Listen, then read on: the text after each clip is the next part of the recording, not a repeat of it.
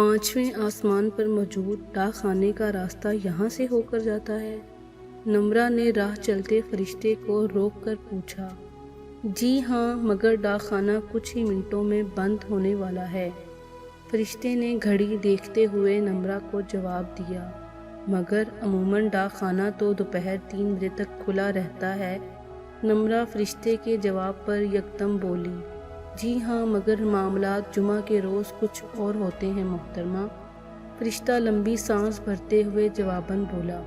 گھڑی اس وقت 12 بجا رہی تھی اور نمرا اپنی بے انتہا کوششوں کے باوجود ابھی تیسرے آسمان تک ہی پہنچی تھی۔ ایسے ہی کچھوے کی چال چلتی رہی تو آج بھی شکایت نامہ پوسٹ نہ ہو پائے گا اور پھر بات کل پر جائے گی۔ نمرا خود سے بات کرتے ہوئے ایک دم منفی میں سر ہلاتے ہوئے بولی، نہیں، چاہے جو بھی ہو جائے، شکایت نامہ تو میں آج ہی پوسٹ کروں گی۔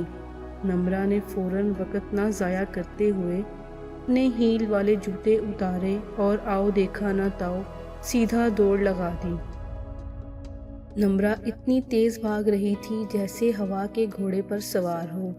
ہوا کے گھوڑے پر سوار راستے کی زینت بنے کئی واقعات نمرا نظر بند کرتی جا رہی تھی۔ 5ویں آسمان پر موجود ڈاک خانے کے راستے میں کئی باغات پڑتے تھے جو ہر لحاظ سے حسین اور پرسکون تھے۔ ان باغات کو نظر بند کرتے ہوئے کئی بار نمرا کا دل کرتا کہ کہیں رک کر آرام کر لے، مگر ذہن پر سوار شکایت نامے کا خیال اس کا حوصلہ ٹوٹنے نہ دیتا۔ بالآخر نمرا ڈاک خانے کے باہری دروازے سے داخل ہوئی۔ سوالیوں کی لمبی قطار دیکھ کر نمرا حیرت زدہ رہ گئی۔ ہر کوئی اپنا خط پوسٹ کرنے کی امید لیے ڈاک خانے کے بنیادی دفتر کے باہر اپنی باری کا انتظار کر رہا تھا۔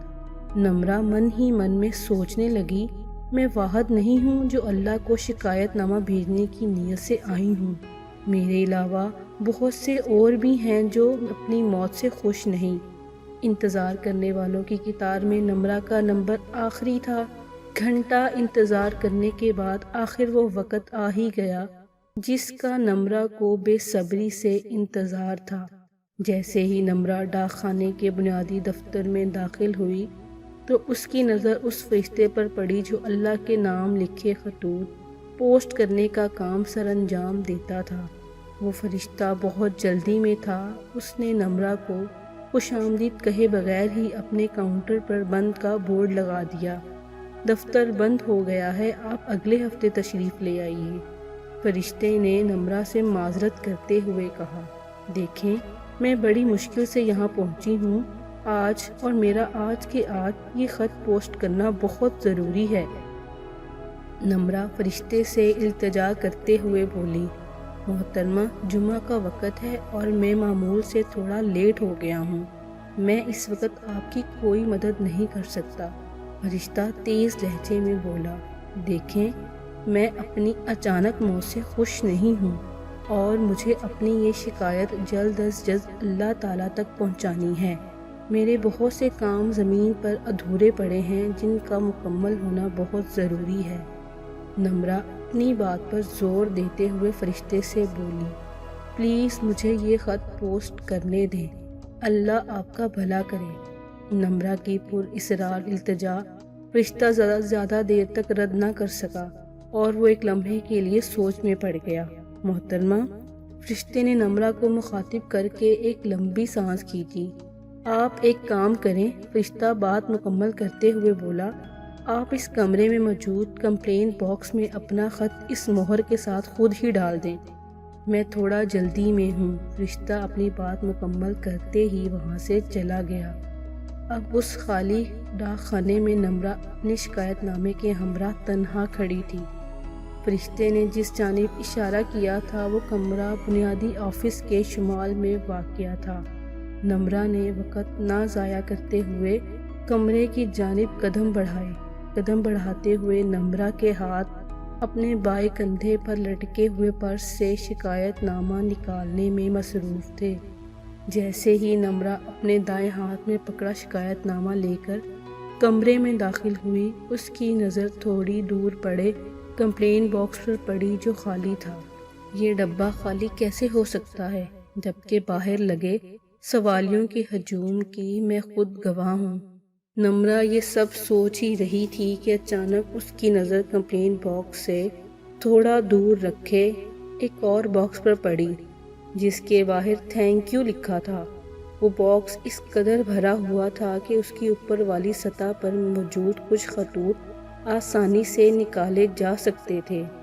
لوگ مرنے کے بعد بھی عقل مندی کا مظاہرہ نہیں کرتے، ورنہ کمپلین باکس میں ڈالے جانے والے خط کبھی کسی دوسرے باکس کی عزت نہ بڑھاتے۔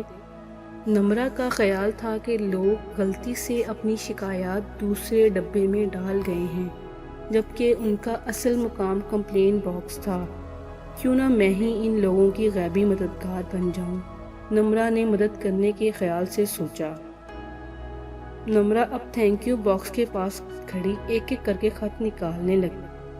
خط بغیر کسی لفافے کے تھے، اس لیے آسانی سے پڑھے جا سکتے تھے، اور یہی وجہ تھی کہ نمرا نہ چاہتے ہوئے بھی خطوط پڑھنے لگی۔ پہلا خط جو نمرا نے پڑھا وہ ایک بوڑھے آدمی کا تھا جس کے 2 بیٹے تھے۔ خط میں لکھا تھا، اے میرے رب، میں تیرا کس طرح شکر ادا کروں؟ تو میرے بیٹوں کی نیت سے خوب واقف تھا۔ تو جانتا تھا کہ وہ میرے فرما بردار اس وجہ سے نہیں ہیں کیونکہ وہ میری اولاد ہیں۔ ان کی وفاداری کے پیچھے ان کے مکارانہ ارادے تھے اور ان کی سوتیلی ماں کے نام وہ جائیداد ہے جو میں نے کئی برسوں پہلے اسے نکاح کے وقت دی تھی۔ میرے بیٹے وفاداری کی آڑ میں مجھ سے وہ جائیداد لینا چاہتے تھے۔ ان کا مقصد اپنی دوسری ماں کی تمام تر خدمتیں فراموش کر کے اسے بے گھر کرنا تھا۔ میری اچانک موت نے میرے بیٹوں کے ناپاک ارادے ناکام کر ڈالے اور وہ نہ چاہتے ہوئے بھی اپنی ماں کی خدمت کرنے پر مجبور ہو گئے۔ بے شک تو تمام علم رکھنے والا کارساز ہے، بے شک موت برحق ہے۔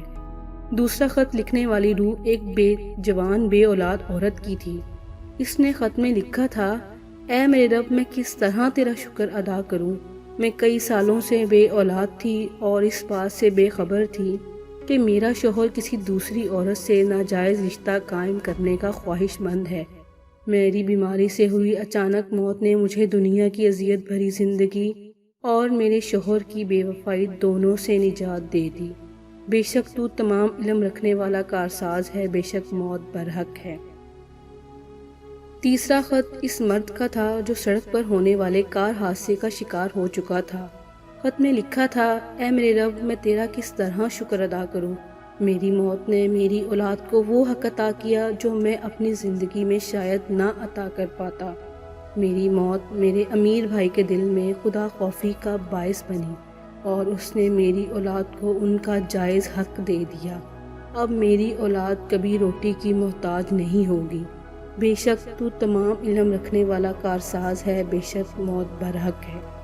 اگلا خط اس بچے کا تھا جس نے دنیا میں کل 3 روز گزارے۔ خط میں لکھا تھا، اے میرے رب، میں تیرا کس طرح شکر ادا کروں؟ تو نے مجھے میرے والدین کی بخشش کا وسیلہ بنایا ہے۔ شاید ہی میری زندگی میرے والدین کے حق میں اتنی کارآمد ہو پاتی جتنی میری موت ہے۔ بے شک تو تمام علم رکھنے والا کارساز ہے، بے شک موت برحق ہے۔ آخری خط جو نمرا نے پڑھا وہ زینب کا تھا۔ خط میں لکھا تھا، اے میرے رب، میں کس طرح تیرا شکر ادا کروں؟ تو نے میری موت کو روشن کر دیا۔ اے میرے رب، میں تیری شکر گزار ہوں کہ تو نے مجھے دنیا کی عدالت کا محتاج نہ رکھا۔ دنیا کی عدالتیں پامال عزتوں کا انصاف کرنے میں ہمیشہ ناکام رہی ہیں۔ میری عزت تو نے ہمیشہ کے لیے محفوظ کر لی۔ میں شکر گزار ہوں تیری ادا کردہ جنت کی۔ بے شک تو تمام علم رکھنے والا کارساز ہے، بے شک موت برحق ہے۔ جیسے ہی نمرا نے رب کے نام زینب کا خط پڑھا، اسے اپنا وجود اپنے ہاتھ میں موجود شکایت نامہ جیسا چھوٹا محسوس ہونے لگا۔ محترمہ، آپ ابھی تک یہاں ہیں؟ فرشتے کی اچانک آمد پر نمرا پریشان ہو گئی۔ ہاں، بس وہ میں جا ہی رہی تھی، نمرا نے گھبرا کر جواب دیا۔ مگر خط تو آپ نے کمپلین باکس میں ڈالا ہی نہیں۔ فرشتے کے سوال پر نمرا نے اپنا خط اپنی ہتھیلی میں زور سے دبا لیا۔ ہاں، وہ مجھے خیال نہیں رہا، میں جلدی میں غلط خط اٹھا لائی۔ پھر کسی دن تشریف لے آؤں گی، نمرا نے جواب دیتے ہوئے کہا۔ آپ بس رب کو شکریہ کہہ دیجیے گا، خدا حافظ۔ نمرا کے جاتے ہی فرشتے نے ایک بار پھر باکس کو مسکراتے ہوئے دیکھا اور بولا، بے شک رب تمام علم رکھنے والا کارساز ہے، بے شک موت برحق ہے، بے شک۔